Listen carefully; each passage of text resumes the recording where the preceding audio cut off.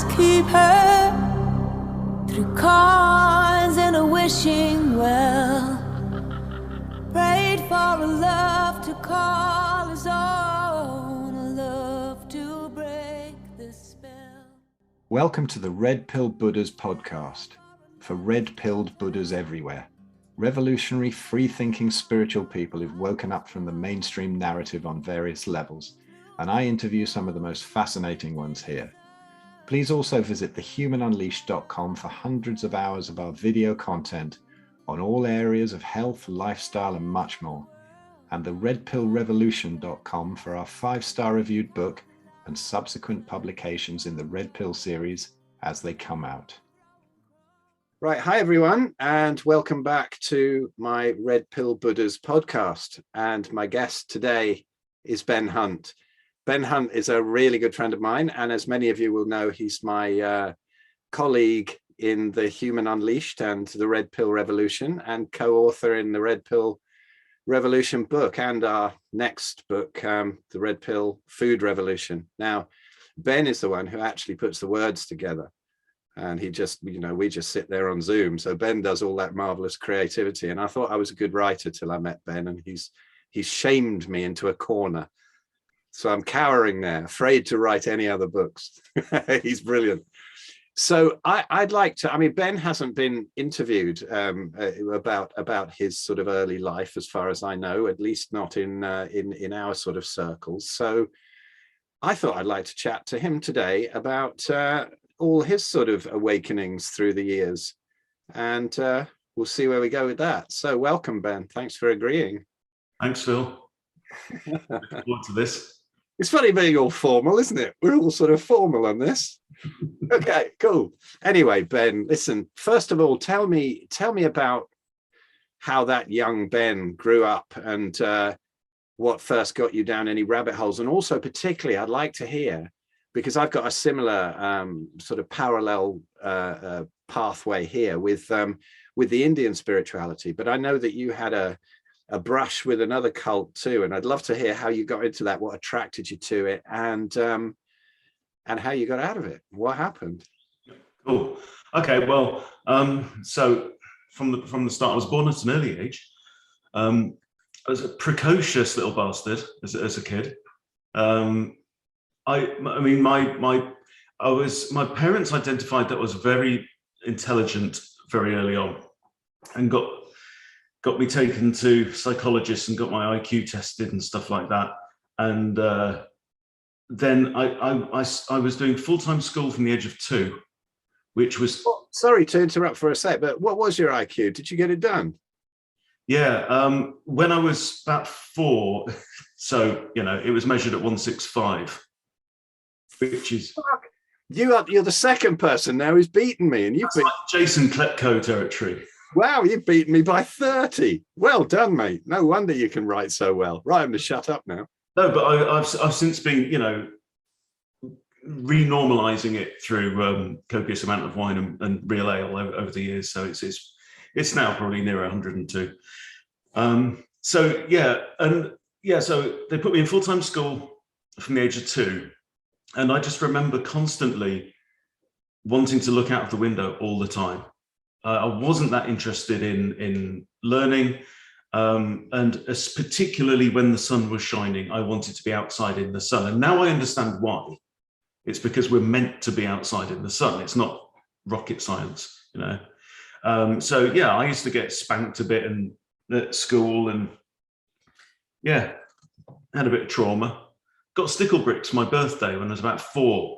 And I was so excited to take this thing and made a stickle bricks into the thing, and the teacher confiscated it off me and put it on top of the cupboard. I can remember this like it was yesterday, 45 years ago, and I never got it back. I think the teacher forgot, but it was weird because I was always, for a lot of my school life, I was with kids about 2 years older than me, and then the same thing happened so we moved up to Sheffield then from Exeter. My parents put me in a regular school with regular kids the same age as me, and I got into trouble a lot because I was naughty, because I was bored, and I got my bottom spanked, And then they took me out of that and then put me in private school from about 9 to 11. I was there for 3 years in this prep school. And I think after 1 year, I got moved up to the year above, because I'm a November baby anyway. So, you know, I was quite relatively old in the year. And then the next year, I found myself 2 years ahead of my age with all the boys doing common entrance and so on. And I was only 9. And they were growing hairs and stuff like that, and talking about and using words I just didn't understand. So I think a lot of my childhood, I was just really confused, because I was intellectually maybe on a par with older kids, but in terms of emotional intelligence, I didn't have a fucking clue what was going on at all. And, you know, just really baffled. But then from there, my parents then decided to put me in for a scholarship to a private school, boarding school. And I won the scholarship, and so that they only had to pay something like 25% of the fees. And so off I went to boarding school from the age of 11, which was traumatic. How old were you when you first went away? Because I know you went to 8. Jesus, that's got to hurt. I remember the first night in the dormitory when I got there, and it was just kids crying. You know, some of them were 7, you know, and they had no business being away from their folks, and they weren't allowed to go home. We weren't allowed to go home for the first 3 weeks to normalize us, you know, otherwise we went home every Sunday. And to do that to kids, apart from all the other traumas of the place, keep you away from your parents for 3 weeks was pretty weird. Yeah. Normalize or traumatize. But do you think that's kind of part of the mental and emotional conditioning that they put the elite through? When you look back on it, it's like, you know, break them down. It's just like boot camp, you know. It's like, I'm going to destroy you. You know, if you're going to join the special forces, I'm going to break you down psychologically and then rebuild you to a different model. And that's how I think your Boris Johnsons and your Tony Blairs and all these kinds of scary, creepy people, that's part of their journey that's common to all of them. It's this kind of ritualistic abuse, this rite of passage. So yeah, boarding school, we had some bullying there. We used to get the bus from school back to our boarding house. And we used to get called to the back of the bus by the 5th years and roughed up a little bit. It wasn't too bad. It's a fear of it's worse than the reality. I got into some sport doing that. And then the other thing was I fell in love with art, to everyone's disgust, absolute horror. I love doing my art. I got an A at GCSE. I got an A at most things at GCSE. But it was art that I loved. And when we said to the school, so coming up to the 5th year, so this is like I'm age 16, we said to the school, what would Ben like to do? Pick your subjects for A level. And I went art first, and school went, no, you can't. There isn't even a slot on the timetable for the brainiest people to do art, you know, or make things out of wood and stuff like that, because why, you know? I said, no, you're going to do 3 sciences and double maths, and off you go to Oxbridge and, you know, be good for our stats. And I said, no, I bollocks to that. And then my parents decided to turn me out of boarding school and come back to Sheffield, where we live. And I did my 6th form at the local comprehensive, which was fine until I fell in with a group of kids, and there was one quite cute girl called Sue that I liked, and it turned out they were all evangelical Christians, and they went to the Christian Union on a Friday lunchtime or whatever it was, and I'd gone through kind of confirmation at school just for something to do really, and I went along to this, and they played modern type music, Graham Kendrick ballads, and I thought this is really cool, and I went home like that night, and for my whole life I'd been looking, you know, search for meaning. It's like a, you know, classic description of human life, but I'd been looking for meaning in something in my whole life, and I thought, well, maybe it's this. maybe I'll pick up the Bible and see what that's got to say.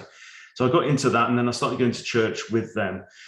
And it was a kind of a mixed Baptist Anglican church, but it had a Pentecostal leaning. So they were into the gifts of the Holy Spirit, prophecy, healing, speaking in tongues, stuff like that, and my mother freaked the fuck out, man, because my mother had been raised as a Christadelphian.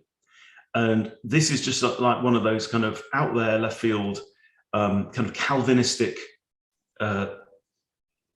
Puritan sects that grew up around the time of the Industrial Revolution, as we learned writing the Red Pill Revolution, that they introduced this kind of very fundamentalist kind of Puritan religion in the 18th, 19th century, which told people that it was really virtuous to be hardworking, grey and dull, and not to enjoy yourself in any way if you can help it, and that's the way that you go to heaven. And you'd cash in there, you'd be rewarded in the next life, which has got to be one of the most brilliant cons ever devised to get people to do what you want.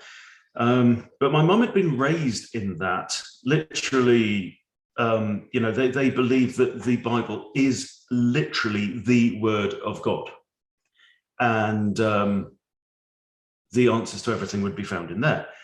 Okay, but she didn't want to do that. She wanted to put on heels and go out and see boys and stuff like that. So she used to sneak out the house, age 16, swap her shoes in her bag, and go off and go out when she was supposed to be doing something else.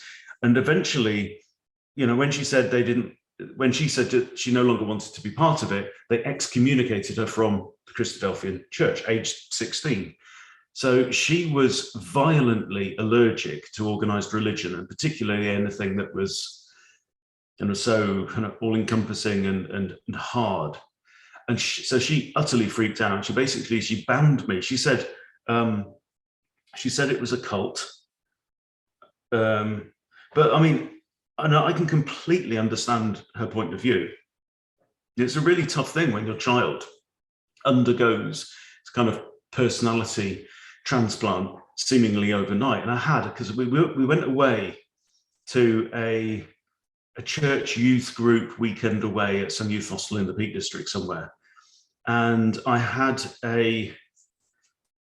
what at the time was an incredibly profound, visceral spiritual experience. That we had a worship session, and there's a couple of guys at the front with their guitars, and then we went into prayer, and I was sitting there praying really hard to be filled with the Holy Spirit, because I didn't think I'd been filled with the Holy Spirit up to that point, and praying really, really hard. And then my friend Lucretia, who's next to me, so I kind of sat down, she sat down, and then she took my hand. And at the moment she took my hand, I felt like blasted, right? Like as though, sun had just come behind the clouds, and I felt filled with energy. My eyes were flickering, behind my eyelids. And it was the most incredible high. Yeah. And I thought, that's it. I've got it. I've been filled with the Holy Spirit, and that's brilliant. And then, just carried on in that for a while. My mum completely freaked out, because then I was just all about Jesus, and that was it. And I was really worried that, my loved ones were going to go to hell. And so basically she banned me from attending the church, because she said it was a cult. And and then I went away to uni, but I'd also started, so I stopped going to that church and I went to a normal church for 6 months. But then there was another service going on at the previous church, the one she didn't like, but this service was a lot more arty. Now, the thing about my mum is that if it's fabulous and wonderful, darling, and people are interesting and windswept and gorgeous, then that's fine. My mum was one of these people that, she'd been raised in a lower middle class family. Father was an engineer, stuff like that, but very religious. she always saw herself as traveling the capital cities of Europe, darling, that kind of thing, playing the piano and smoking loads of cigarettes and drinking wine. And that's basically what she did. And she was a teacher. But she didn't mind that. I think she even came along at one point, and it was called the 9 o'clock service because it was put on at 9 o'clock after the other services. So they had a Baptist one, they had an Anglican one, and then the 9 o'clock service. And it was all the young kids, and they were like, ex-goths, floppy hair. And I just got this thing of Matt, one of the leaders, just walking in. He had his file of facts, remember those, and his Bible and a packet of 20 silk cut. And I thought, that's quite cool, that, but it was an absolutely incredible thing. There were two types of service. There was the teaching service, which was basically kind of rave music for most of it, and then in the middle of it there was a sermon, right? But it was like walkways, and everyone was sitting on the floor. It was really, really cool, and they had like screens everywhere and projectors and huge bins for the music, and it was awesome. And then the other one was the communion service that they had.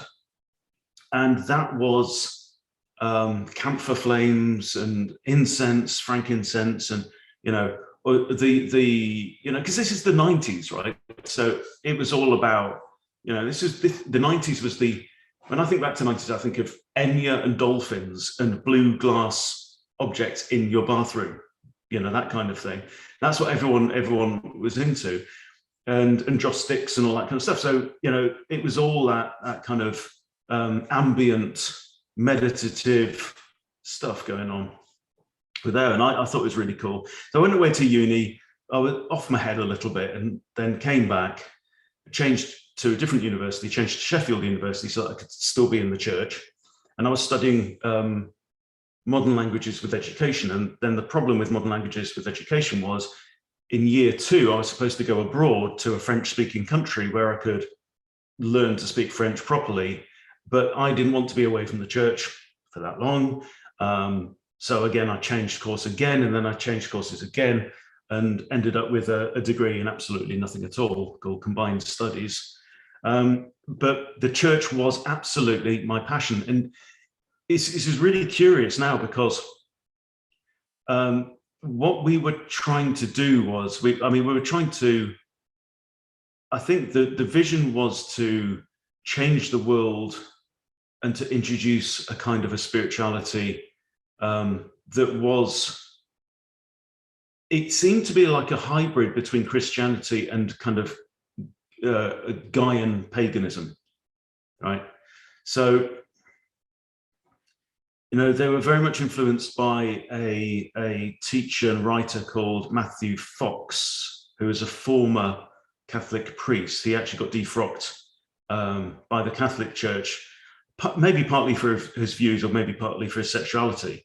And he wrote books about the cosmic Christ and stuff like that. And so they were trying really hard to kind of fit the kind of Judeo-Christian teachings and try and bodge that into this kind of Gaian green New Ageism as well. And a lot of Christians really took offense at that, the traditional Christians. But I thought it was the best thing since sliced bread, and I thought it was going to be my career, and I was going to go and become ordained at some point, and we were going to set up churches all over the world. Yeah, they went off to a cathedral in San Francisco at one point and put on a kind of one of their services in the crypt down there, but I wasn't invited along to that one. And there were people in, it tended to be young to young middle-aged attendees, highly educated, some of them quite well off, and a lot of people were giving a lot of their income to the group.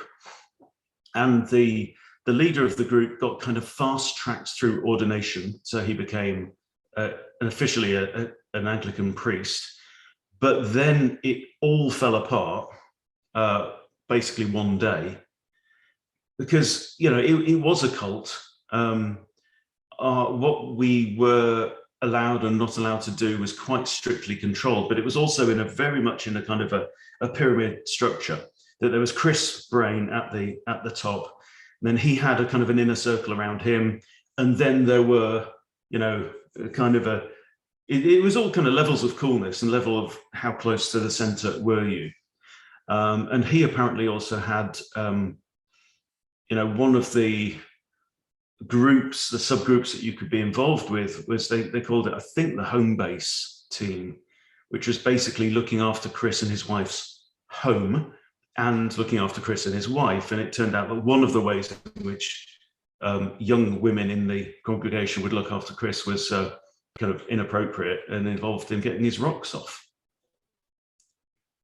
And how it didn't all come out, you know, before then, I have no idea. But basically, ultimately, you know, and oh God, they were into so many things, you know, it was so much about this kind of psychobabble, you know, personal development, people, issues, boundaries, you know, but all kind of twisted and manipulated. And there were a few teachers who would get almost close to it, you know, people in like the personal development space, which was really bigger back then, maybe than it is now, kind of came almost close to the church and then bounced straight off because they were so repelled that there was something energetically, there was something so vile about it that people who were in touch with their hearts and their emotional intelligence and their spirit just went, no way, I am not touching that. There's something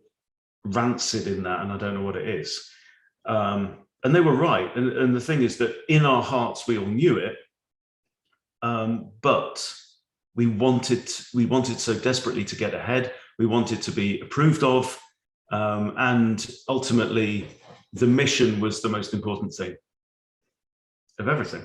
So then, you know, one day I just got a phone call off a friend who, by the way, had tried to sexually abuse me. This is a guy.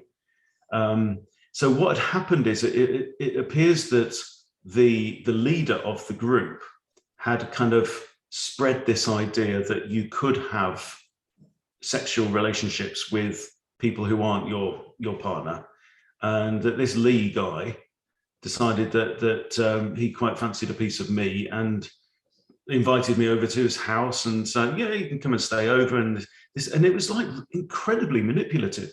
You know, you can stay in my bed, that's fine. Or, you know, then do you want to cuddle? What's wrong with having a cuddle? This, that, and the other. And it was like, and, you know, I felt like,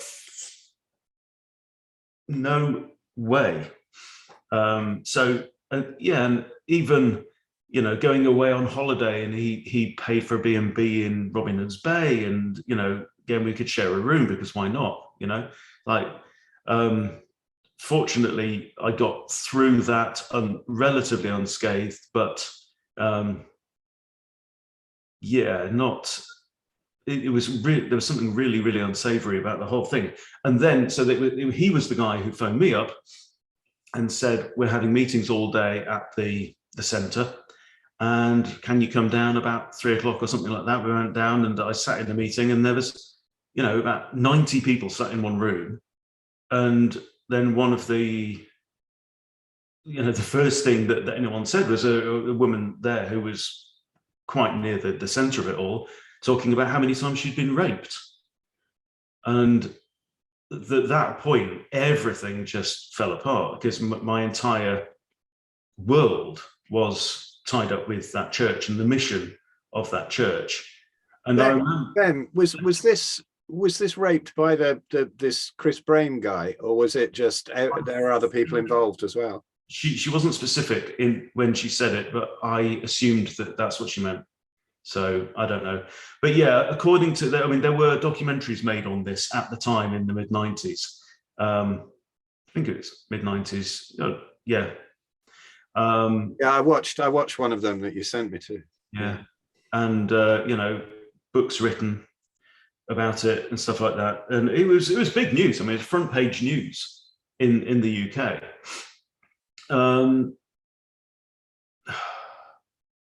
But yeah, I remember in the documentary, one of the women in the group had said that, yeah, in her view, that Chris had been you know, getting, in her words, getting his rocks off with about 40 women in the congregation, which is just incredible. So yeah, it's amazing how often this happens, isn't it? I mean, in the whole all the sort of guru type sort of cults and movements, they like to call themselves, don't they, rather than cults. And it happens so much. There's, at least the Rajneeshis were kind of honest about it, you know, and just went at it full bollocks, didn't they? You know, with Osho, you know, as he changed his name to. But I mean, still, it just, so much is so unsavory about these things. There's core truths in them, but they're so unsavory. And even if the abuse isn't sexual or financial, you get, it's like the meditators around here, you know, some people who are my friends, and some of them still can't sort of start a sentence without Maharishi says, and he's been dead for years, you know, and their lives have been completely taken over by this. I like the people who just turn it back on somebody, like Zach, you know, like Zahir Khan, who I've interviewed, I think, for this and for my, well, a few times on my YouTube channel. He's a great friend, and he's so funny, and he does this thing, he does the thing where he sits up the front, he's the guru, but he never allows that kind of thing. You know, we sort of joke on it. Oh yes, let's get a whole cult together, and then we can fiddle with our disciples. But you know, it's like the last thing that we'd do, because it's just joking about actually something that is pretty horrific.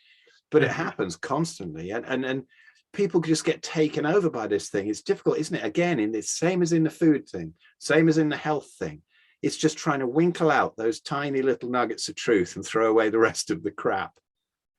Yeah, amazing.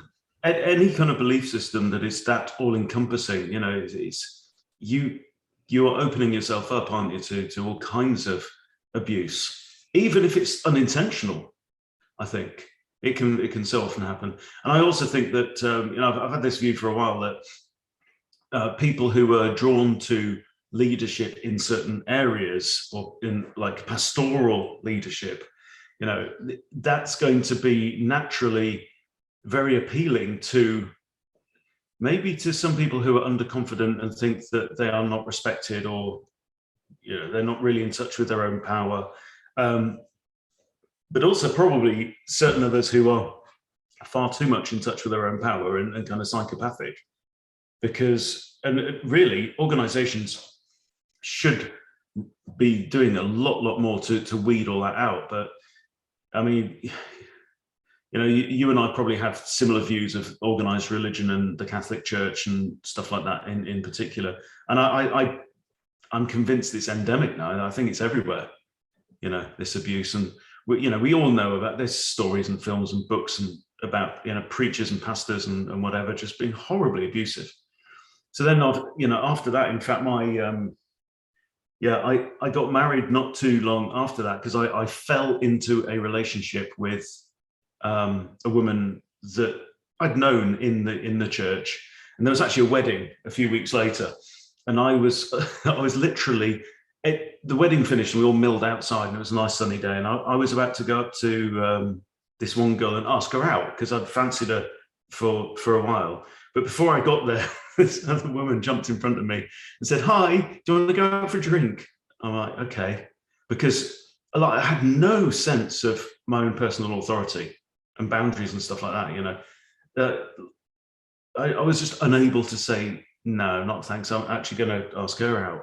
And we ended up getting married then, because both of us had a complete huge hole in the middle of us, you know, the hole in your soul, like the Aerosmith song goes. And both of us had a matching gaping hole through the middle of us, because the church had gone.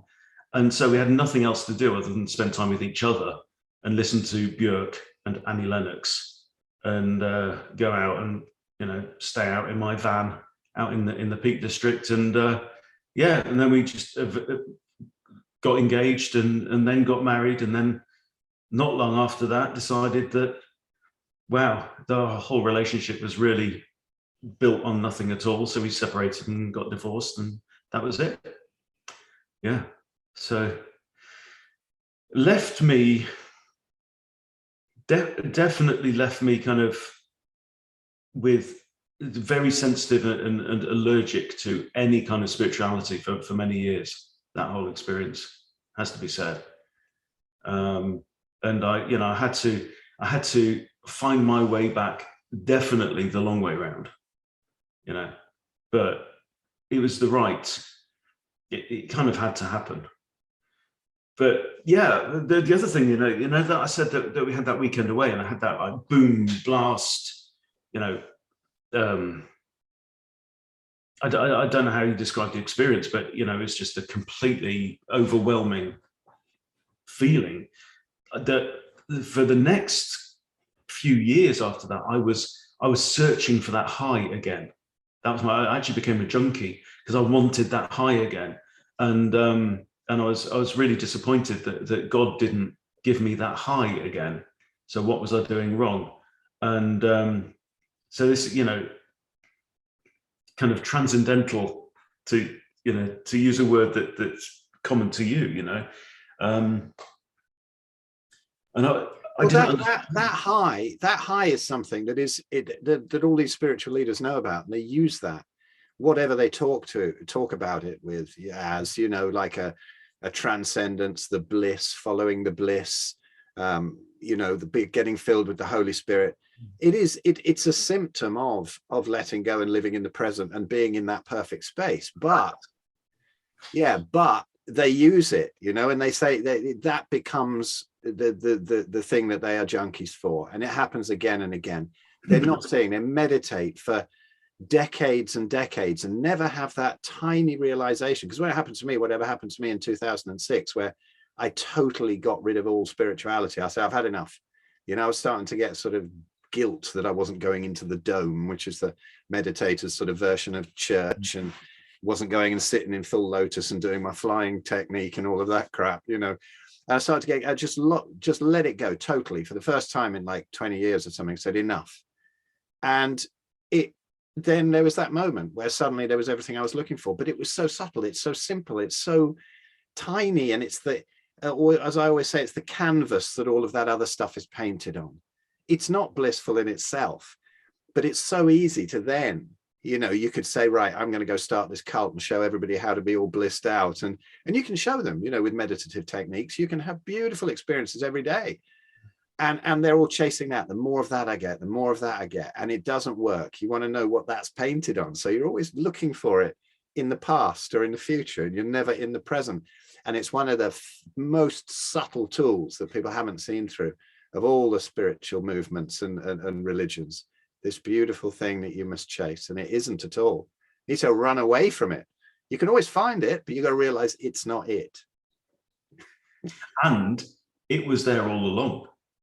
It's just that you had other crap in the way. And ironically, it's very much like health, you know, that your first course, the subtraction method, and what we've been talking about, because we got together, anyone who's watching this, we got together a couple of weeks ago up in the lakes, and we were planning book number 3 in the Red Pill Revolution series, the Red Pill Health Revolution.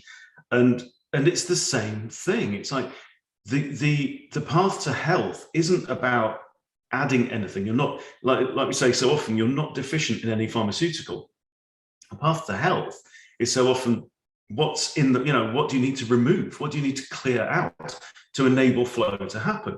And that's all it in, and that's the great secret to the spirituality and Buddhism. And, you know, it's all of it. It's like that bliss is there constantly.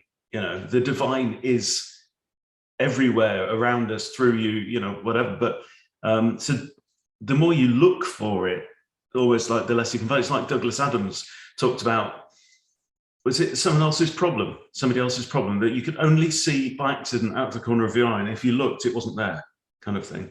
It's very much like that. But, and I'd like to ask you about this, Phil. There apparently, so yes, I think there's an element of, there's a lot of things that these leaders and cult leaders draw on and combine. And there are fundamental truths about life and the universe and everything. And there are truths about the human psyche and psychology and all this personal development stuff that they can draw on. But in particular, what I think a key trigger for that particular experience on that particular day for me was the music. And as far as I understand it, there are certain patterns, a certain kind of rising and falling that they do, that they are taught to play on the guitar, right? Rises and falls, and it's a certain kind of frequency. And if you do it for 10, 20 minutes, it induces some kind of response in the human mind. Now, have you come across anything similar on the Eastern side of things? Well, there's the whole, one of the branch of the Vedas is Gandharva Veda. And in the 90s, I was traveling, driving the musicians, the Gandharva musicians around who visited. They're still friends on Facebook. You know, they're in India, master musicians, hilarious guys, just very naughty boys, you know, just same as other musicians. But everybody around here in the village thought that they were some kind of saints. And I won't mention what they did do in public, but they were just wonderful and hilarious.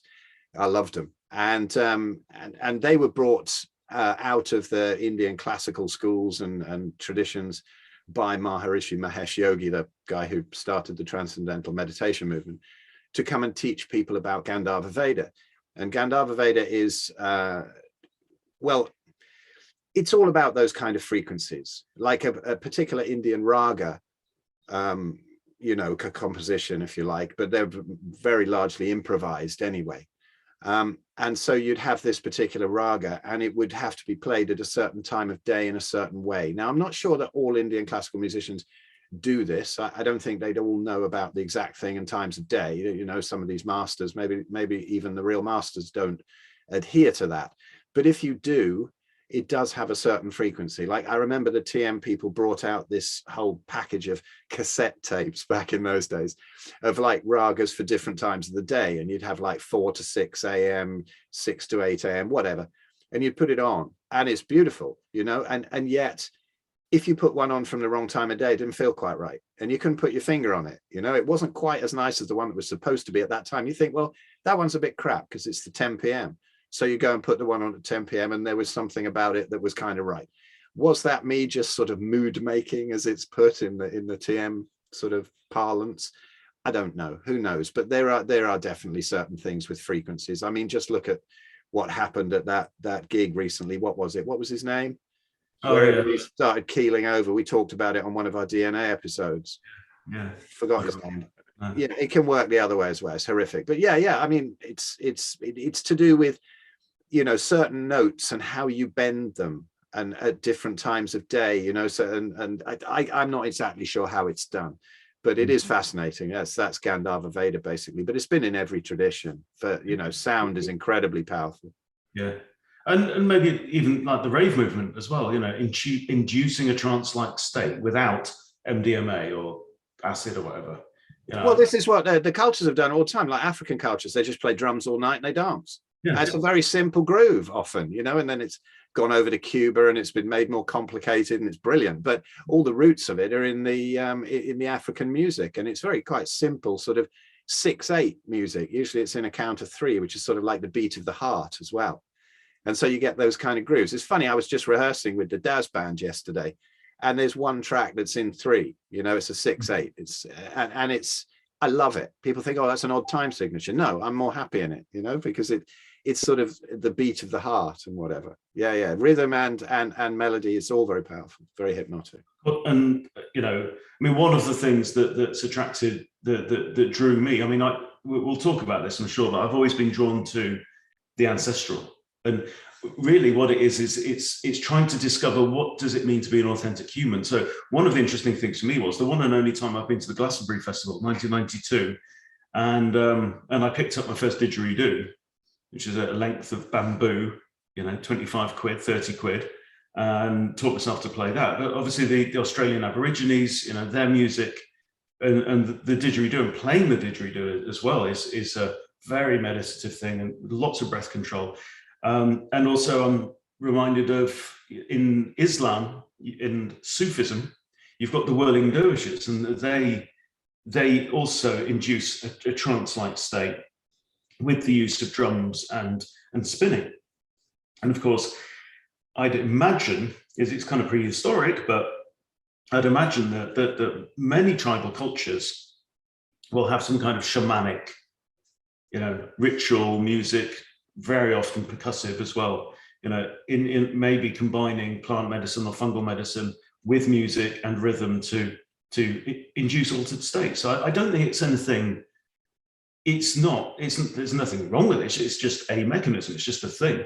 But now looking back, I am convinced that it was the music, as combined with my intense neediness that brought on that thing. And I just wasn't mentally prepared for it, and I think very much like yourself, you and I have been trying to discover what it means to be human, because we're still deep down quite small boys, and that's no bad thing either, but I've been trying to, because like I say, my upbringing was weird.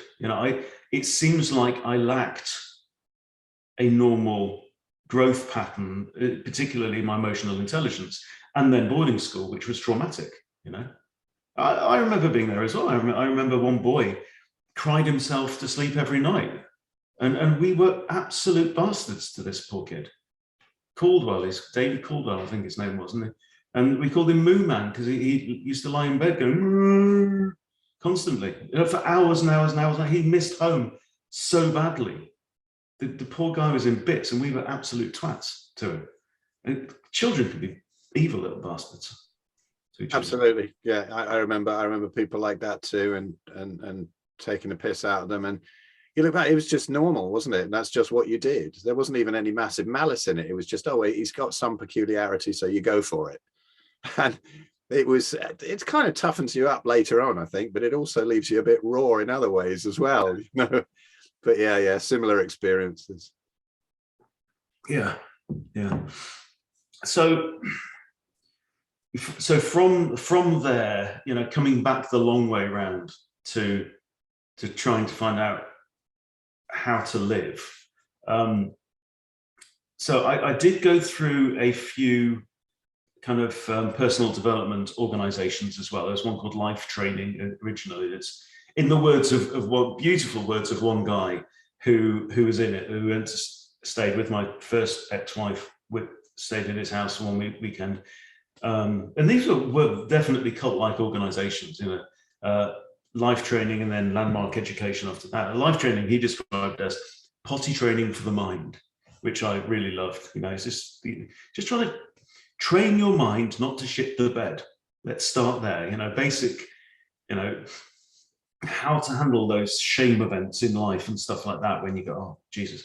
And then, Landmark Education with the forum, which came out of Escott from the 70s in California. I was involved in that with my second ex-wife for, a few years, and we would insane. We'd drive down to London and come back at like 2 a.m, driving all the way back up just to attend a workshop on something, on relationships or something like that. But anyway, so but then I think, from there I've definitely kept certainly any kind of spiritual practice and any kind of belief system very much at arm's length for all of this time. And then I think the most, I've been along to, my grandfather's a Quaker, and my father now attends the Quaker meeting in Sheffield. He's an elder there. So I've attended Quaker meetings quite often. And what's interesting about them is that there's no dogma, there's no priesthood, or in fact, everyone is the priesthood there. So there's no one there to intercede between the divine and humans. There's no particular thing, special role for that. It's there, it's for everybody. And I'm definitely drawn to that, along with certain kind of elements that still resonate as true from the 90s New Age kind of ideas. But I never really got on with the idea of the Trinity in Christianity. The idea that God actually comes in 3 parts is just, it fundamentally just lacks aesthetic elegance, right? If there's a God, you know, then there's surely only one, because one seems to be, so I think of it like, you know, like a circle. It's a single thing. It's the beauty, the purity of a circle, and a circle is one.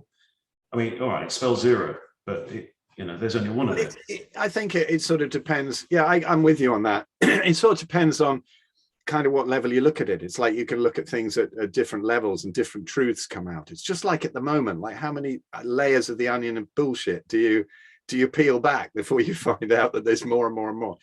And I think with the God thing, it's an interesting one, because in the Eastern tradition, there's like Rishi, Devata, and Chandas. There's the seer, the seen, and the process of seeing, or the knower, the known, and the process of knowing. And so this is the sort of trinity in there, and you wonder if it's maybe filtered. But you know, those things can't exist without the other. It's the exactly. Yeah. But and then it's funny, you know, I mean, there's so many layers you could look at. I'm really quite getting into listening to people who are dissecting the Bible on a different level, where they're just saying, okay, well, you know, taking Adam's rib out and making Eve, well, this is obviously genetic engineering and referencing the Anunnaki and how they, you know, genetically altered us, even if they didn't seed us here. That might have been somebody else.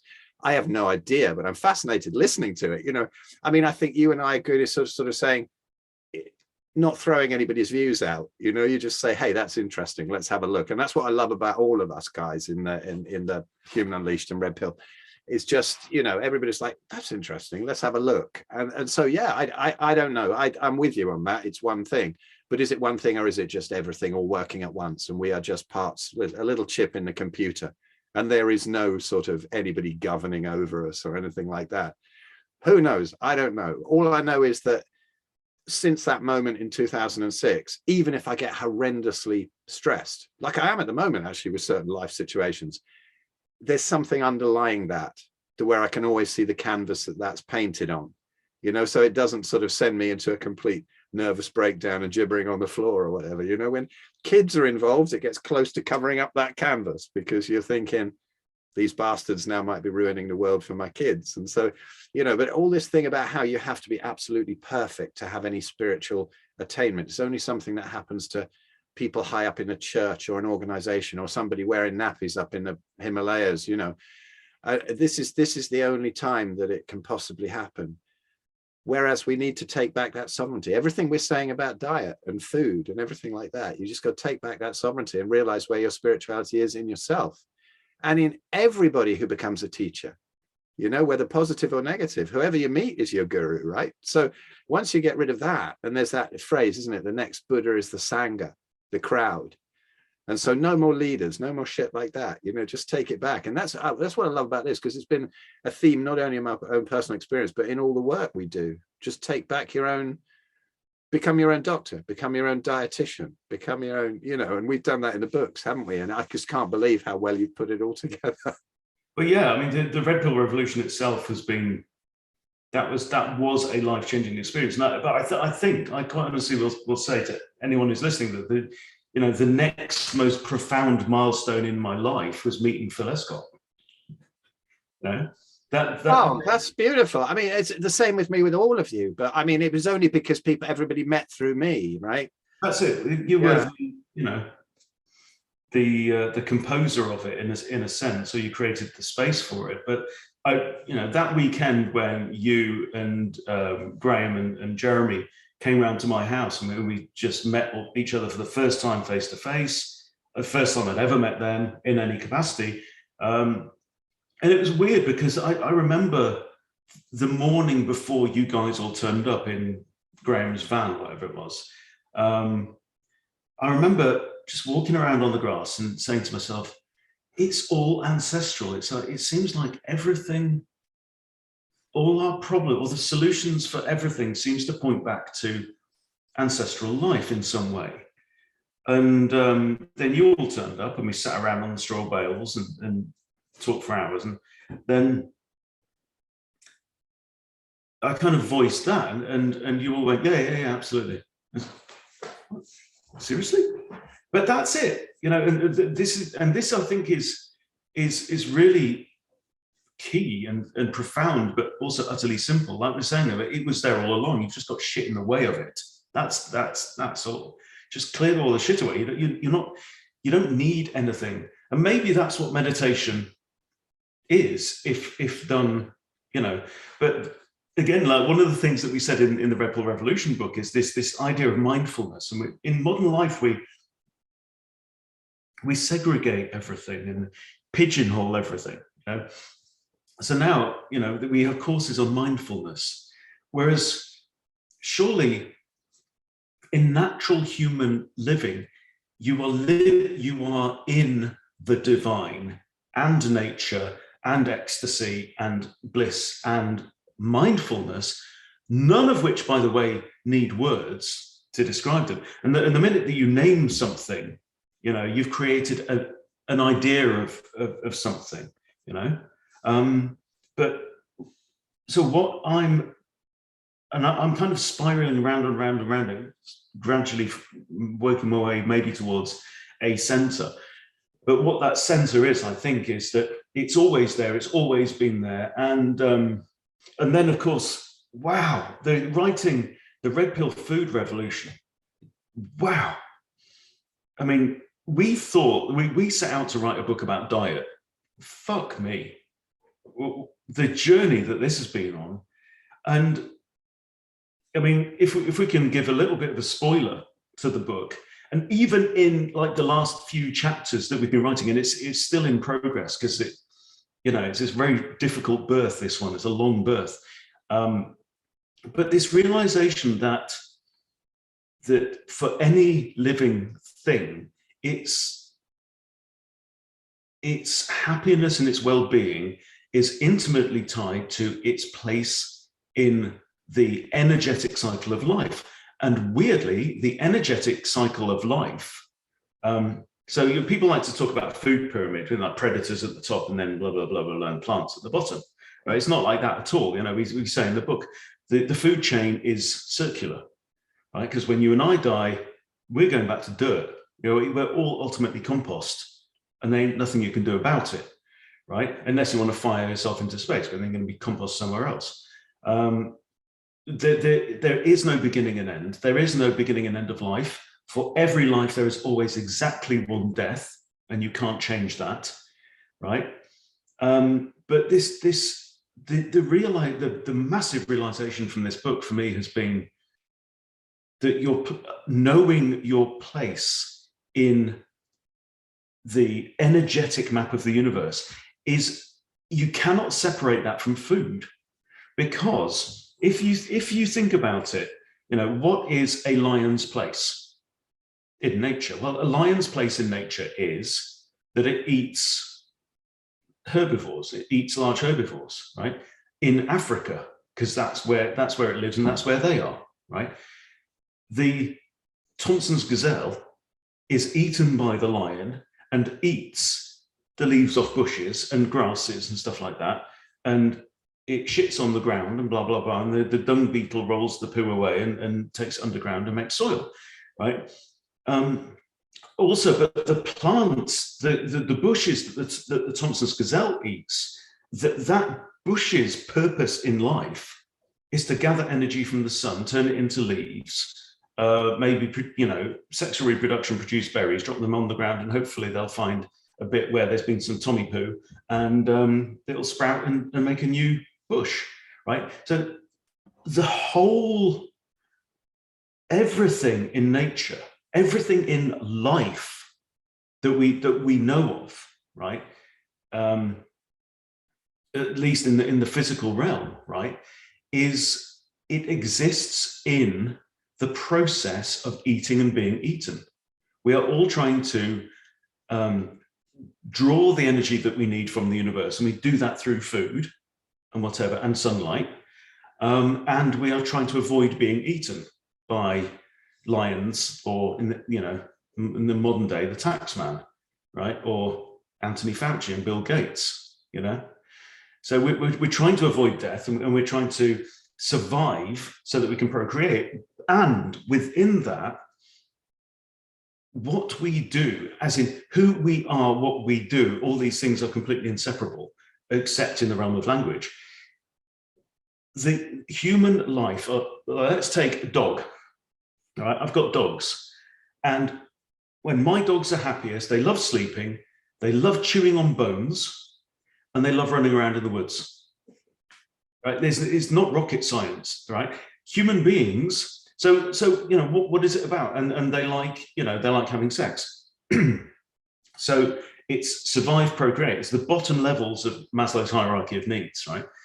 And human beings are surely no different. And that's why we say in the book, people are drawn to hunting, fishing, hiking, camping, all foraging, nurturing animals, tending a garden, all these things that have ancestrally been part of our search for sustenance and nourishment, right? It's so simple once the penny drops with that thing, that we're meant to get up in the morning and think, where are we going to get food from? Have we got any saved? Or do I need to get the lads together? We go out hunting, or what time of year is it? Oh yes, that particular mushroom will be growing over there. We need to, go off and find some of that, and then I wonder what we can do with it. And then we all bring it back down. And you and I, Phil, both huge fans of the Discovery series, or is it Discovery, Naked and Afraid, or whatever. So addictive. And from my youth, I've been interested in self-sufficiency, survivalism, bushcraft, all that kind of stuff as well. And it's great, but the one thing that really rings like a bell from that series for me is, people are going hungry, they're starting to feel weak, this, that, and the other, because they're not particularly good at finding food, because they haven't grown up being taught by their elders how to do it and what to eat, right? So they have to make it up as they go along in 21 days or whatever. But when they get a kill, or when they find ripe mangoes, or they get some fish out of the river, the utter unbridled joy on their faces just warms my cockles. But there's a really, really important, it's not just because it's cute, it's because that's humanity. That is the joy of bringing food back to the tribe. And then somebody goes, oh, fantastic, well, give that to me, I'll prepare that, well done, I'll gut it and everything else. And let's put this aside for bait for the next fishing trip. And then people sitting there with the grease running down their chins going, that is the best thing I've ever eaten in my life. And yes, brother, I know, or I can project, I can understand how that feels, And because in the modern day, we're not even allowed to go hungry for 12 hours. It's not even permitted. And one of the big abuses against the human spirit, I think, that we've realized together from this book process is that removing humans from, disconnecting us from our food, disconnecting us from the source of our food and the sourcing of our food and our nourishment and sustenance comes at a huge cost to the human spirit. Because now, what do we do? Now it's like, I'm driving down the road because I'm late for a meeting, but I've got time to pull into a petrol station and pick something that's shrink wrapped in plastic that somebody beautifully described the other day as food-like products. But then it's not even food. We call it factory feed or slave food or whatever in different types of places in the book. Jack Cruz had a lovely expression for that. Was let me see if I can remember it. Food-like substances cause illness-like diseases. Yeah. But it's so profound. It's all coming back to, for me, it all leads back to what we're meant to be, how we're meant to live. But then you get this weird realization that we can't revert either. It's not like, you and Detta are going to move out to Tanzania and make a spear and a mud hut and and the kids, and they'll go running around chasing after gazelles or keeping goats. It's a funny thing, isn't it? These days people have such a black and white view, right? Oh, well, we can't go back to being cavemen. Well, you don't have to. You can learn all the ways that the modern world treats us badly with the artificial light and the EMFs and the shit food and all that kind of thing. But you can pick out the good stuff. You know, if you break your leg, you're unlikely to die. Whereas, you know, many years ago, you probably would have done. If it was a bad break, maybe even a simple one, you might lose your life because of it. You can't hunt, you can't do anything unless somebody could take care of you. That was a big problem. Animals die from broken legs, you know, there's nothing else wrong with them. Although a vet could fix them pretty quick. Great. So you pick out the good stuff. And the worst thing about it is taking us away from our intuition, isn't it? You know, it's funny on that. I'd hate to bring it up, but I mean, that ridiculous chat I had recently with Data Dan Wilson. And it's all about, where's the data? Where are the studies?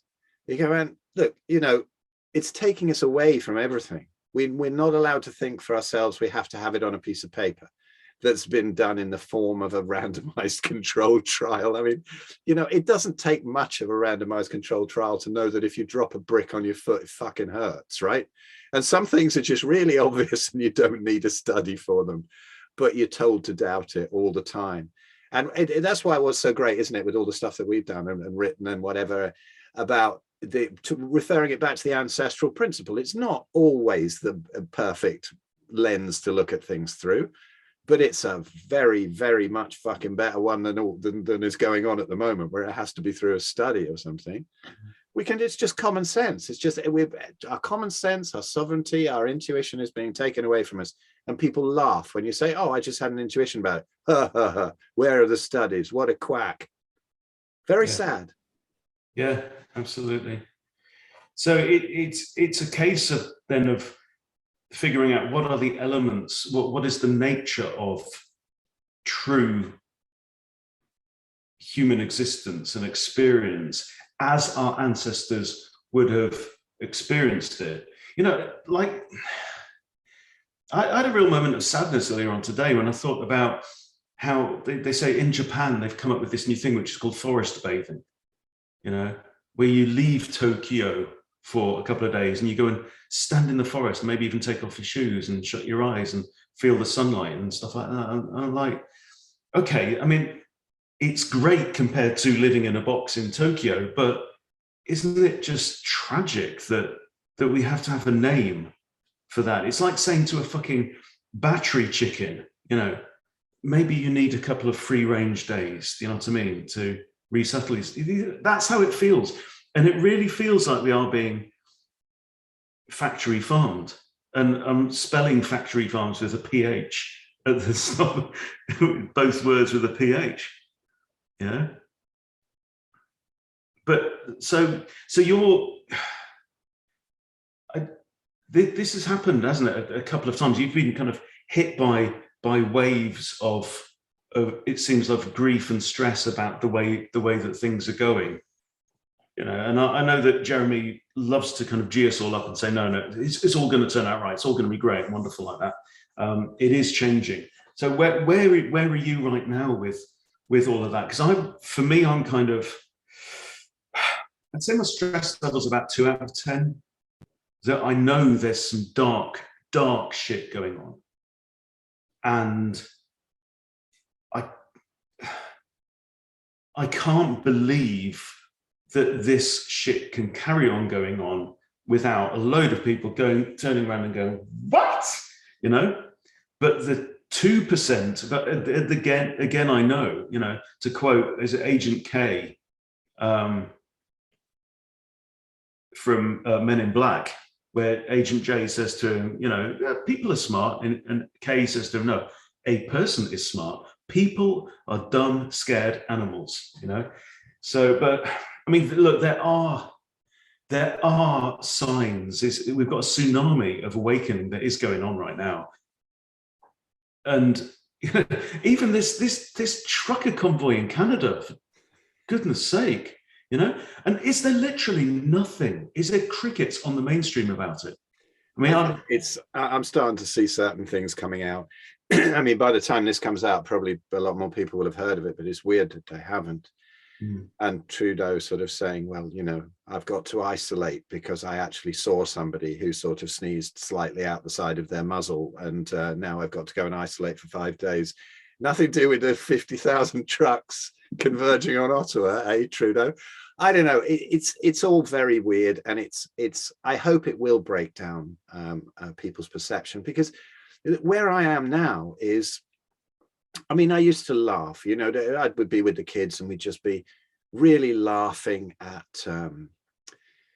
people with muzzles on. You know, early on. You know, and the kids would point and laugh, and I'm trying to keep it light. But now, it's like it hurts my heart when I see them still doing that. And I think, God, you know, how are you still doing that? And, you know, the people on the other side are so hostile towards people like us who've seen through it and speak out. It's like you even get people saying, I hope you die of COVID, or I hope you get a really bad case of it, or wait till someone close to you dies from it and you'll stop spouting this crap, whatever. They don't realize that, have compassion for people on both sides with any of these viewpoints. You know, I see them walking along in the street on their own with a muzzle on, still 2 years on, and you just, your heart, now I don't laugh anymore, just your heart just goes, whoa, come on, guy. You know, when you're going to, it must be awful for them. There must be so much fear to do it in the first place, and so much fear to pigeonhole themselves into these ways of thinking without looking outside of it. Terror of letting go of the devil, you know, to some other thing that might be even worse. Oh my God, I can't admit that this has been a bunch of shite for the past 2 years. And it is a time for me for real compassion. And that's weighing on me a bit, because I think, oh, come on, they've had enough. Just stop it. Look what you've done, you bastards. They've had enough now. It's not even us had enough, because we're ticking along with it. We see through it. These people in the muzzles have had enough. Stop it. You've ruined them. My wife's mother hasn't left the house. Unbelievable, isn't it? Basically since her husband's funeral, as far as I can tell. Maybe once or twice, but she was literally petrified. She wouldn't let my wife into her house. She would literally meet her at the door wearing a muzzle, because she's unvaccinated. Yeah, it's a weird mixture of emotions, isn't it? It's like, you know, if normal life was hovering around here, it seems like now we're like this. You know, we've got the extremes potential for awakening and positivity and joy, but Christ, I mean, it's going to be utterly traumatic if and I hope when it all, you know, hits the fan and comes out. We've been talking about this for months and months and months about what can we do? What can we do to help others, assuming that we aren't completely just barking mad, you know, box of frogs, you know. How can we, what's going to be needed, and how can we help people to transition through this? Because it's the layers of realization, and this is what's so hard about it. And you started off by talking about rabbit holes at the very start, and you know, like we very often say in our recordings that, or it's a big kind of metaphor that makes a lot of sense to me. It's almost like a kind of a rubber band that you pull and pull and pull, and eventually it snaps. And once it snaps, it's snapped. You can't unsnap it, you know. And there's the sound of snapping going on all over the world right now. But if you accept that, let's say, COVID's a hoax, some of the jabs are lethal, it's the implications are numerous. There's a whole kind of flood of, well, if that is the case, then our government doesn't have our best interests at heart. So, you know, and so on and so forth. And the whole medical system's corrupt, and it's all funded by pharma, and the World Health Organization is, you know, a criminal organization. And, you know, all of this is like, it's like dominoes, isn't it? You touch one of them and they go, and for some people, their heads are going to go bang when that happens. They're going to pop. So I guess that, in a way, when we wrote the Red Pill Revolution, we deliberately kept it as, you know, we are sticking our head into the rabbit hole, but you're not throwing yourself in, you know, hook, line and sinker, which in retrospect, I think was a sensible and useful approach, because we're kind of easing into that thing. But that is so what we did was we said, look, this is a system. It's the system. It's not evil per se, although a lot of evil comes out of it. It's just a bunch of rich and powerful landowners who want to maintain their wealth and their power and their superiority. And they've created this system in order to gather more wealth and power. And that's not reality. It's a reality, but it's been kind of put on top of the real world, nature, natural laws, common law. You know, that's who we are. A big realization for me is, and one of the themes that we are really kind of juggling with towards the end of the food book is, here's a big thing. Most humans are loving.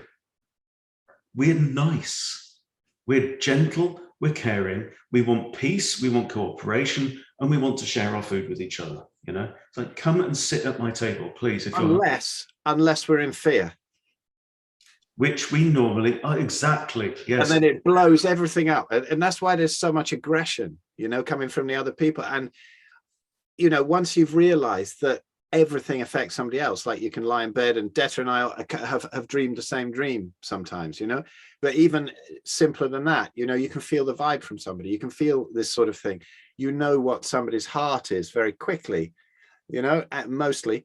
And so everything affects everything else, even if you can't see the whole universe as one organism working with itself.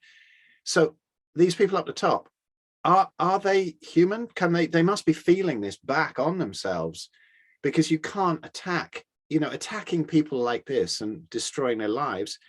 It's very much like smashing your own foot, you know, it's you, it's part of you. So it's got to be taken away from them, unless they are, as some people say, there's an element of something that's not human there. I don't know. Who knows? None of us know what's going on at the actual root of it. A psychopath isn't human. That's true. That's true. Yeah. They don't have the same empathy. Lacking a fundamental human trait, which is empathy. Yeah, exactly. So it may simply just be that. They may not have to be lizards after all. But, you know, psychopath is just as bad, you know, like the story of the woman who finds the snake out in the cold. And the snake says, please, lady, pick me up. And she says, I'm going to pick you up, but you're going to bite me. He says, I promise I won't bite you. And this conversation goes on for a while. Eventually, she picks the snake up and puts it in her top so it warms up, and the snake finally starts to be able to move. And it bites her. And she goes, what'd you bite me for? He says, I'm a snake. You know? And, you know, are they snakes? Are they reptiles? Or do they just, you know, have that instinct? They don't know anything else. You can't learn empathy, I don't think. But the thing that's coming through for me is, if we can get rid of the fear, like you say, you know, then we can just crack on with having a cooperative existence. You know, we're not all racing to be billionaires, you know, because and this is the thing, right? To sum it all up, the bliss that we've been talking about that's already there, it's there in the day-to-day. It's in the chopped wood, carry water, right? It's in understanding what all these herbs and flowers are and these trees, right? It's in seeing the sun come up every morning and feeling happy because the sun's come up, right? Or shutting your eyes because you're tired and you've had a great day running around in the forest, right? It's in all of these things. And what we need to do is we need to rediscover the essence of humanity without being hunters and gatherers, right? And that's the big challenge for us all. So reconnecting with with the seasons. And yeah, another very, very interesting thing for me, which is a surprise that came out of the book as well, is on the topic of religion, was this idea that, I mean, and this hasn't come from, we haven't read this anywhere, this just kind of come out of conversations. This idea that sun worship was very likely to be practically the universal religion in prehistoric times. right? Why? Because the sun is evidently the source of all life, which it absolutely is, the source of all life, right? Certainly the source of all energy that life depends on. And so that explains a lot of, there's this amazing kind of concept that you can break down, that actually the idea of 12 disciples is the 12 constellations, and the sun disappears for 3 days, which is, so all similarities between not just Jesus Christ, but so many other deities and throughout numerous religions, the modern ones and ancient ones, have this same pattern, of dying and rising again 3 days later, and all this kind of stuff. And it's actually astronomical, the whole thing. So, and then, what we've been realizing through Thu as well, the importance of solar energy, the importance of the messaging that we get from the different light through the different times of day that Graham talks about, interpreting Jack Cruise's work and stuff. It all seems to make sense that the sun somehow, should be, and maybe that's why this little kid in Pinho, Exeter, staring out the window, just wanted to be in the sunshine, because we're meant to, simple as. So, yeah, it's beautiful. And people forget that we have been in this situation for thousands of years, however long we've been in, and the other cultures didn't have this way to segregate ourselves and make us into captive animals. But we were out there, and we were intelligent. We had hands, we had opposable thumbs, we made weapons, we brought these big mammoths down and whatever. And this is, I think, what we won't get into that in this conversation, but the vegan thing, really, and you should go out and kill your own. What about your teeth? What about, we've had weapons for many years. He said, a lovely quote. There's a guy who, I'm going on his podcast later on today, Jason DeBalius, with the Option podcast. He's a sort of a volleyball coach and sports coach, but he's a very cool guy. I listened to his interview. He interviewed Bart as well. He found our debriefing of the Dan thing, and he was funny. He came out, he's a sort of brash New Yorker, and he just came up with such a great thing. I can't remember it exactly, but it was something about, but these people realize that we've evolved beyond that. It's not that we've evolved beyond eating meat, and we should all be eating all compassionate soy burgers and whatever now. It's just that we've had weapons. We no longer have the need to attack something and kill it using only our face. I thought that was hilarious, because you think about it, that's what animals do, don't they? They're just attacking it with their face. And this is what I say, to the vegans, when you got the teeth, I say, well, do you dig up all your potatoes and whatever with your perfectly adapted snout? They don't, and we have come beyond that. But we need to find out which parts of our ancestral heritage are there, and not lose sight of it, because in every single way, even as you mentioned with the sun. So what are we taught now?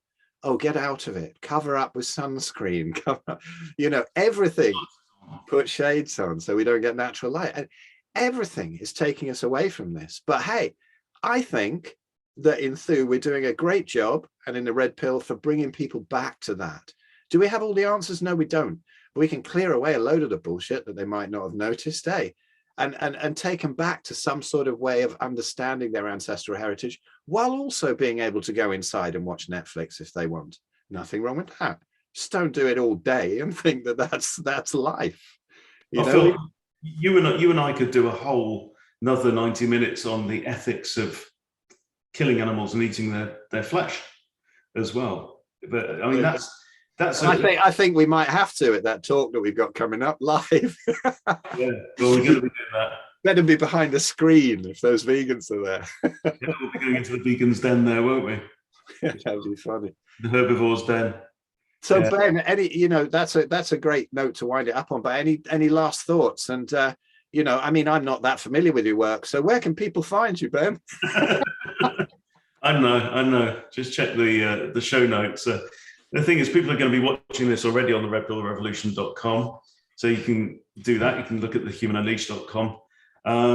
Yeah, and that's it. And what's really interesting as well is for me, because we had great discussions, obviously, a couple of weekends ago. I'm so enthused about this food journey that we've been on, that even within Thu now, you and I are, we said, well, let's be the food advocates. I want to come up with a great kind of funny name for it, but we're going to be like the ambassadors for meat or something like that. And we really need more of that. And there aren't enough people out there, because just very briefly, and we'll tee up our next discussion, that there's these three kind of legs to the stool for the vegan argument, which is A, it's better for health, which clearly it isn't. B, it's better for the planet, which is a load of bollocks, but we can go over all of this. And C is the ethical one. And I don't think there are enough people in the pro-meat sector talking about the ethics. And I think there's a big need there. So, I mean, I'd love to, for us to come on again and go through all of that. In fact, that was the talk I was going to be giving at the Carnivore conference in Spain last year. Was it last year? I think it was going to be 21, wasn't it? It was 2020, it's that long that they've messed everything up. We were going to do it in 2020. Yeah, because we did it in 2019, and then you weren't on board then. And then 2020, we were all going to go out there. It was that long ago. It was 2 years ago that we got that cancelled by all this bullshit. Yeah.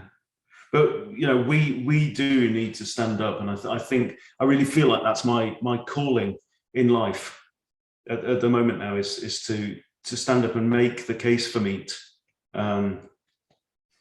particularly addressing the ethical side of things as well. And it all comes back to what we said before. For every life, there is always exactly one death.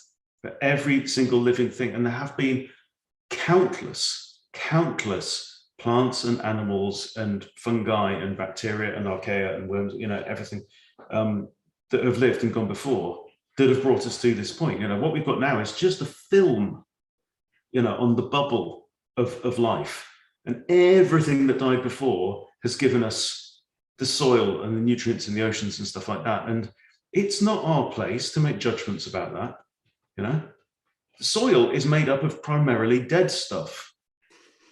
And it didn't give its life to make soil. It's just the way it is. There is no good and bad about it. Like Shakespeare said, there is no good or evil, but thinking makes it so. And these vegans need to stop thinking a bit. Yeah, well, I look forward to doing that live. That's going to be fun that day. So awesome. Well, great discussion. Thank you so much, Phil.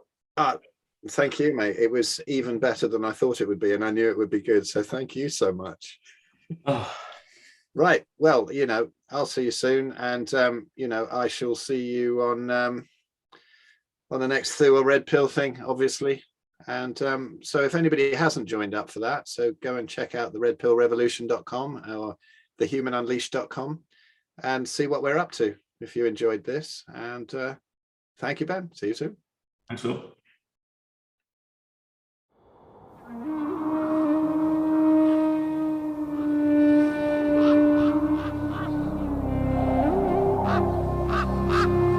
Son of a lighthouse keeper, through cons and a wishing